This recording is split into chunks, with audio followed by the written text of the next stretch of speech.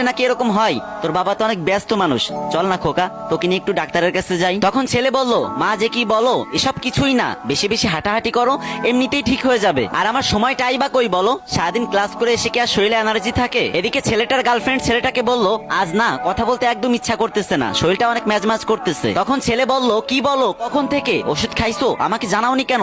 এক্ষুনি বের হও, আমি তোমাকে এখনই ডাক্তারের কাছে নিয়ে যাবো। আর একদম দেরি করবে না কিন্তু, না হলে শরীরে জ্বর এসে যাবে। এদিকে শুক্রবারে মা ছেলেকে বলতেছে, আজকে তো তোর ছুটি, চল না বাজান তোর নিয়ে একটু বাজারে যাই। প্রতিদিন বাজারের ব্যাগ টানতে টানতে আমার কোমরটা ব্যথা হয়ে গেছে, আজকে তুই আর আমি একসাথে বাজার করব। তখন ছেলে বলল, মা মাত্র একদিন ছুটি পেলাম, একটু শান্তিতেও থাকতে দিবা না? এদিকে ছেলেটার গার্লফ্রেন্ড ছেলেটাকে বলতেছে, ওই আমার কিছু জিনিসপত্র কিনা দরকার, তুমি একটু আসো তো। আর তুমি তো জানোই শপিং ব্যাগ ধরলে আমার হাতটা লাল হয়ে যায়। তখন ছেলে উত্তরে বলল, তুমি একদম চিন্তা করো না, তুমি রেডি হতে হতেই দেখবা বান্দা হাজির। আর এদিকে মা তার ছেলেকে বলতেছে, বাজান কতদিন তোর সাথে হাঁটতে বেরোই না, তুই যখন পিসি